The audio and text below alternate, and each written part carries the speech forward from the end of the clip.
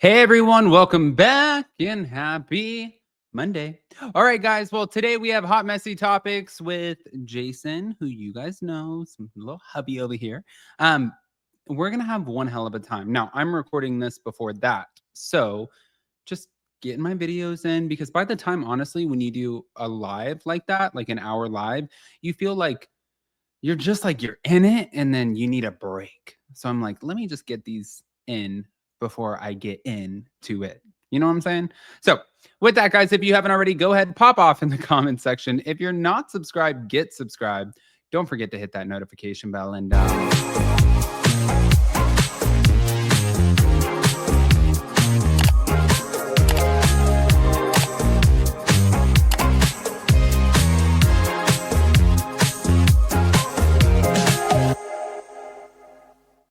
well, thank you, YouTube. Let's jump right in. All right, guys, before we jump in, you guys are always asking me, especially people who are new to the Addams family, about my skincare. Thank you. Yesterday, you can see I got a little sun kissed from the beach, but this guy right here, my Blue Mean Face Pro 2.0, keeps me and my skin healthy, happy, and just good.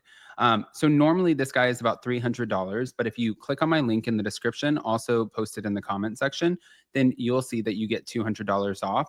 It has different settings, but it uses microcurrents, and you can hear it. It's like a massage, but it uses microcurrents to lift, illuminate, rejuvenate your skin, and take the inflammation out. Especially good for travel. The best part is if you don't absolutely love it and it doesn't reduce your double chin, then Blue Mean will refund you 100%.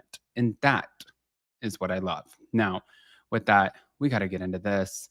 I don't know if you guys saw this, but this was interesting to me.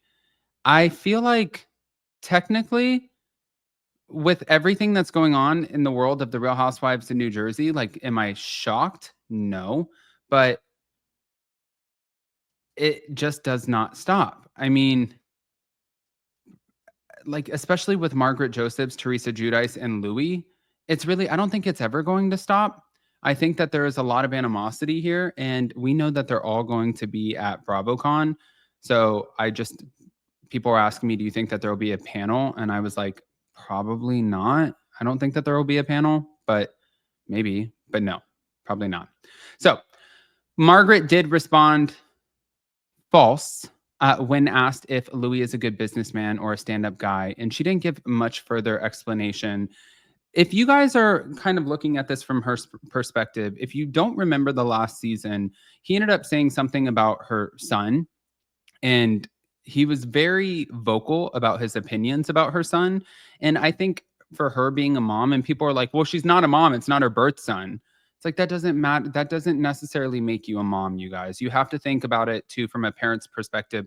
There are so many parents out there who adopt and who are step parents, and they absolutely fit the role of being an actual parent in somebody's life. So, yes, do I think she has animosity? 100%. And she said she doesn't feel sorry for Teresa despite the financial headline. She said, you could be that way once. And this is, I do believe this. And she claims that Louis has isolated Teresa from family and friends, cementing what she thinks is a calculated move. A lot of people have said that. A lot of people feel like Louis is, and I don't know. You know, I've met Louis. I've never had an actual conversation with Louis. I've heard that Louis is a very charismatic guy. And a lot of people think that he's 100% controlling when it comes to Teresa. And maybe he is. That kind of person, that kind of partner, they exist out there. And I have a friend right now who's going through a situation with somebody who is absolutely controlling. And when she's talking to me, I'm like, you do see what you're saying, right? Like, this person is trying to isolate you from your family, from your friends, and trying to tell you you don't need those people. Those people suck. Like, you're a star. You're amazing. But really what that's doing is that's putting you on an island so you don't have those people to lean on. And it's sort of building it up to a place where, like, when that person does start abusing you, whether it's mentally, emotionally, physically, whatever, you have completely isolated those people out of your friend group or your social circles. And now you really have to deal with these things on your own, which a lot of people, partners, they have the ability of doing that. So again, I don't know Louis in that capacity, but could it be true? Anything could be true.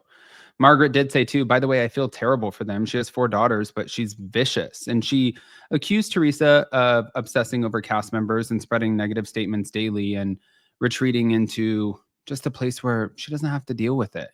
So, no, I don't think that this is going to get to a healing place. She's not going to be the healed Whitney anytime soon.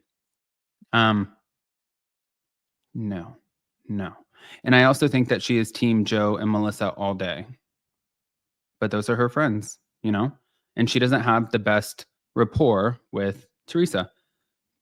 But when it comes to the possibility of Teresa and Joe reconciling, she said, no, I don't see that.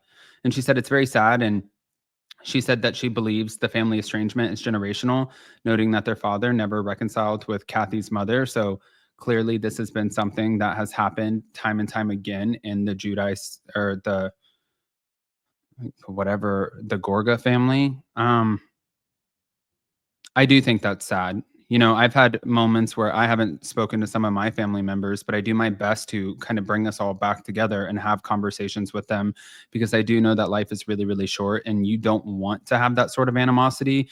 And God forbid you turn around tomorrow and you're not in a place where you can have a conversation and that person, something happens to them, then you live with that guilt in your heart. And nobody wants to live with that kind of guilt ever. Like, that's just not who you want to be. So that does make me sad for them, you know? And I think deep down, even though she has said on so many different platforms, Teresa, like that chapter is closed, that door is closed, to say or think that she doesn't absolutely miss her brother, I think that that's just her lying to herself. I think that they do miss each other. I think that he misses his sister, she misses her brother.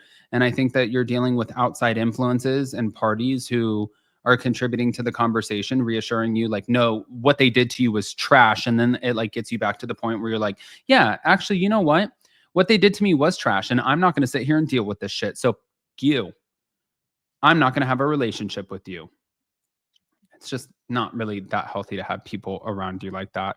But as far as Real Housewives in New Jersey, she did confirm nothing will be happening until 2026, that there has been no activity this year. And she feels like while the franchise's IP is valuable, so IP is intellectual property, you guys, cast changes are likely, as seen in other cities like Atlanta, and Bravo's plans are fluid. Now, when it comes to Dolores Catania joining the Real Housewives of Rhode Island and what that looks like, she said that she is aware of the speculation about Dolores joining the Real Housewives of Rhode Island. And she said, you'd have to be Stevie Wonder. When she's ready to tell me, she'll tell me. But she said that she would be thrilled to see Dolores, praising her traitor's, appearance and affirming that she supports whatever Dolores chooses to do. And at the reunion, she was yelled at by Dolores. That was the pre-reunion. And she said she wasn't scared, but she was caught off guard. And she felt shocked because they've been good friends. And as far as her ideal cast for the Real Housewives in New Jersey, she said the most current cast would return minus Teresa, who could instead kind of have her own spinoff. And she said she wants 3 new ladies added, saying that there should be a larger ensemble like Beverly Hills, could handle like 9 women. And on Jennifer Fessler, she thinks that she's a sweet person, but can't handle the full housewife role due to her nerves. And I don't think that Jen Fessler is going to love that. She is saying that, but hey, there's been worse things said out there in the world. So I want to hear what you guys think, guys. Pop off in the comment section. If you're not subscribed, get subscribed. Don't forget to hit that notification bell. And don't forget to check out my Blue Mean Face Pro 2.0. Love you. We'll see you later. Bye.